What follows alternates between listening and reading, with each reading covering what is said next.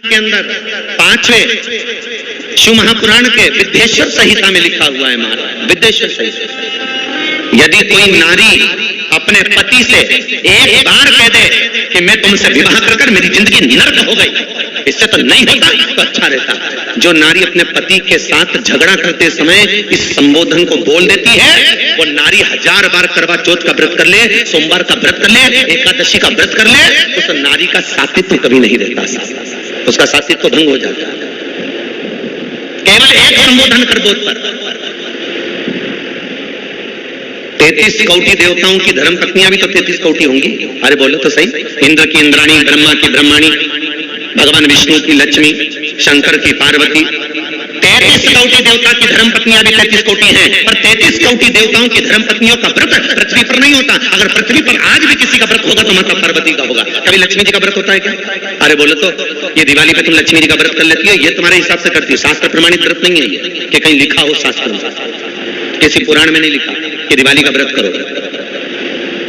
दिवाली पे तो राम जी आए थे, खूब लड्डू बटे थे, इसलिए हमारे यहाँ शास्त्र कहता डट के चरो, खूब खाओ, व्रत वाले ना। वो तुम भूखी रहे हो लक्ष्मी जी को बुलाने के लिए, वो तुम्हारा मन है, तुम्हारी सोच है। कई कई माताओं की आदत रहती है, मैं तो शाम को खाऊंगी, आज मेरा दीपावली का व्रत है, खाओ 4-6 दिन मत खाओ तुम, तो उसमें क्या जाए। कभी लक्ष्मी का व्रत हुआ, एक वो व्रत माताएं करती वैभव लक्ष्मी का, वो शास्त्र प्रमाण में नहीं है, शास्त्र प्रमाणित व्रत नहीं है, वो आप लोगों ने बना लिया, आप लोगों ने कर लिया, वो अपने ऊपर है, पर शास्त्र का प्रमाण नहीं देता। लक्ष्मी व्रत, ब्रह्माणी का कोई व्रत है, सरस्वती का, सरस्वती का भी कोई व्रत नहीं, ब्रह्माणी का भी कोई व्रत नहीं। केवल अगर इंद्राणी का कोई व्रत है नहीं, अगर व्रत मिलेगा तो केवल एक माता पार्वती का मिलेगा। क्यों? क्योंकि माता पार्वती कभी अपने प्रभु से, कभी अपने स्वामी से ऊंची आवाज में बात नहीं करी, कभी नहीं। माता ने कभी नहीं ऊंची आवाज में अपने पति से बात नहीं करी। लक्ष्मी ने जरूर एक बार भगवान विष्णु से कहा था, एक बार भगवान विष्णु लक्ष्मी को देखे और लक्ष्मी श्रृंगार कर रही थी, देखकर भगवान नारायण को हंसी आ गई। हंसकर भगवान विष्णु जैसे खड़े हुए, इतने में लक्ष्मी ने कहा, वाह नारायण वाह, आप अपनी पत्नी को देखकर घोड़े जैसे हंस रहे हो। मैं आपको श्राप देती हूँ नारायण, आप मुझ पर हंसे हो, आपका ये मुख कट जाए और तुम्हें घोड़े का मुंह लग जाए। लक्ष्मी ने नारायण को श्राप दिया था तो भगवान विष्णु का हयग्रीव अवतार हुआ था, हयग्रीवा को मारने के लिए भगवान का शीश कट गया था तो घोड़े का मुंह लगाया था। काय का मुंह लगाया? घोड़े का। लक्ष्मी ने नारायण को श्राप दिया। एक बार जब पुष्कर राज में ब्रह्मा जी यज्ञ करने के लिए बैठ रहे थे, ब्राह्मणों ने कहा जल्दी करो, ब्रह्माणी को बुलाओ, मुहूर्त निकल रहा है, बुलाओ ब्रह्माणी को। अब ब्रह्माणी तो तैयार होने में लगी, आई ब्रह्माणी को बुलाया जाए, आती नहीं ब्रह्माणी, बस आ रही हूं तैयार होके चलो। होता है पति बेचारा गाड़ी में बैठ के हारन बजाता रहे, पत्नी बेचारी अपना रुमाली ढूंढती रह जाए, होता है।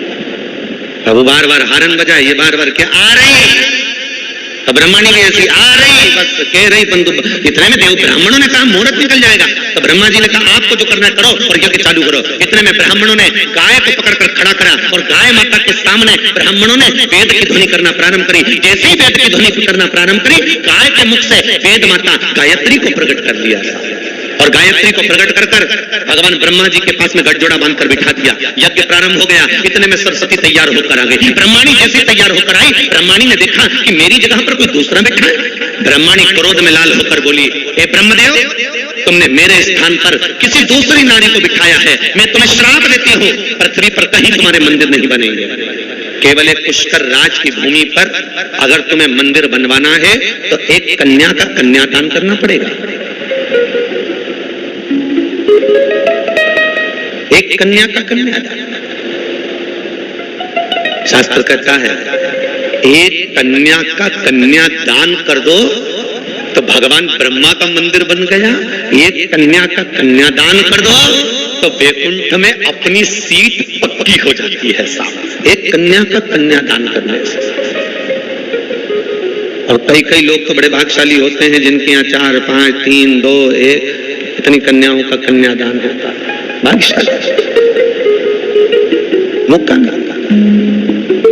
और ब्रह्मा जी ने फिर कन्यादान करा था। आपको सबको मालूम होगा, भांडेर वन में राधा जी अपने भाई मनसुख को भोजन देने आई थी और कन्हैया खेल रहे थे।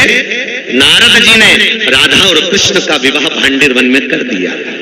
इस विवाह को ब्रह्मा जानते हैं, राधा जानती है, कृष्ण जानते हैं, नारद जानते हैं। इसके सिवा इस विवाह को कोई नहीं जानता, बस ये जाने। फिर जाकर ब्रह्मा जी का मंदिर द्वापर में बना, सतयुग में नहीं, त्रेता में नहीं, द्वापर में ब्रह्मा का मंदिर।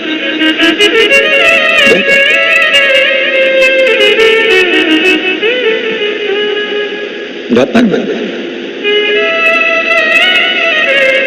ब्रह्माणी ने ब्रह्मा को श्राप दिया था, नारायणी लक्ष्मी ने भगवान विष्णु को श्राप दिया था, इंद्राणी ने इंद्र को श्राप दिया था, पर माता पार्वती ने कभी भगवान शंकर से ऊंची आवाज में बात नहीं करी थी। इसलिए आज भी माताएं सब जो व्रत करती हैं वो पार्वती के। छठ का व्रत पार्वती का, तीज का व्रत पार्वती का, चतुर्थी का व्रत पार्वती का, जितने व्रत माताएं करेंगे सारे व्रत माता पार्वती के, कोई देवी देवता के नहीं। बस निवेदन आपसे भी है, व्रत आपके भी चालू हो सकते हैं अगर तुम अपने पति से ऊंची आवाज में बात नहीं करो तो चालू। तो जब भी बोलती है सी गरज के बोलती राम। एक पति की पत्नी मर गई, पति अंतिम संस्कार करने गया था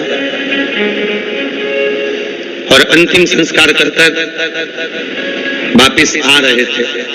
आते से ही बहुत धड़ाके से बिजली कड़की, जैसे बिजली कड़की पति नीचे झुका, जमीन पे प्रणाम करा, प्रणाम करके तुरंत कहा पहुंच गई।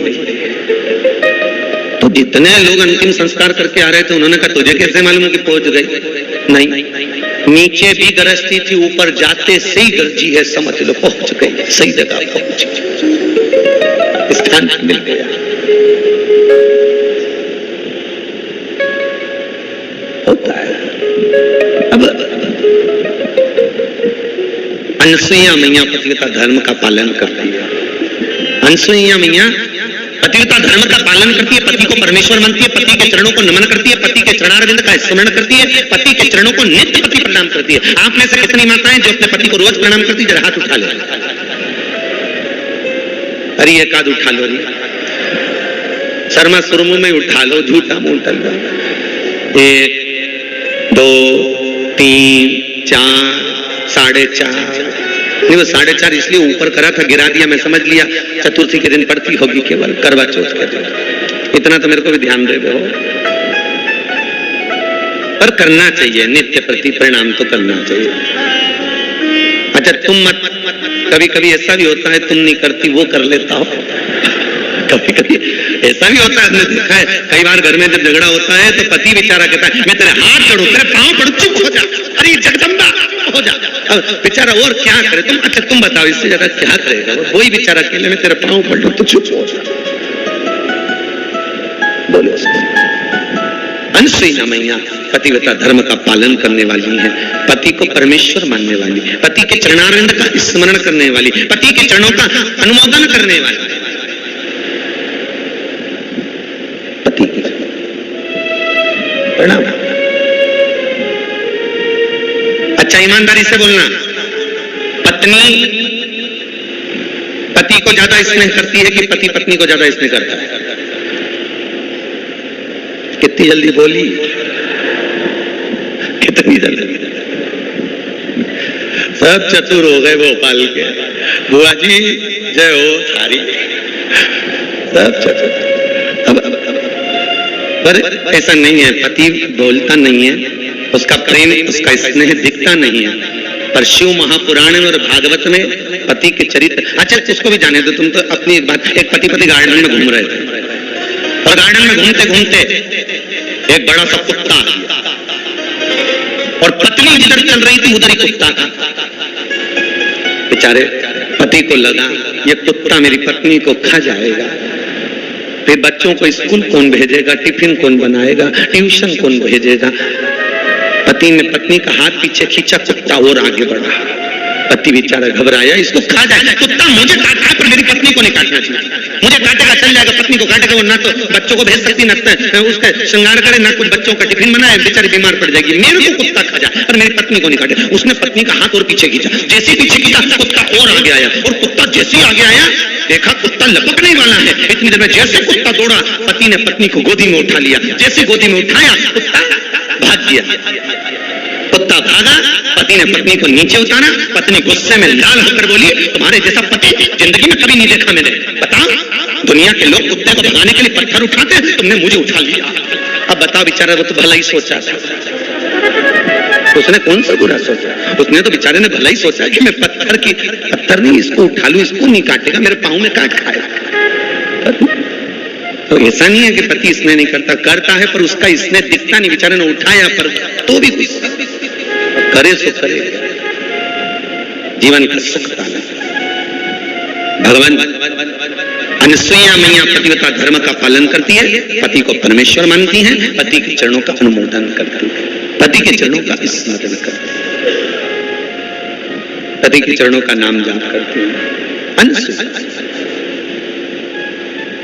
और जब पति के चरणारविंद का स्मरण किया गया, पति के चरणारविंद को नमन किया गया, अनसुईया मैया का सात्वित्व तीनों लोकों में छा गया। एक दिन लक्ष्मी जी ने भगवान विष्णु के सम्मुख में पार्वती और ब्रह्माणी को बुलाया,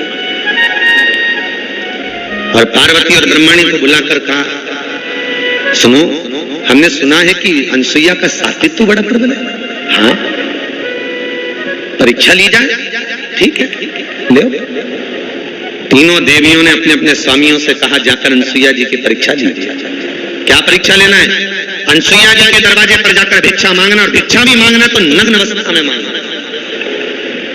अनसुईया के वस्त्र नहीं होना चाहिए। एक नारी दूसरी नारी के लिए शब्द कर रही है कि भिक्षा मांगना तो ऐसी मांगना कि तन पर वस्त्र ना हो।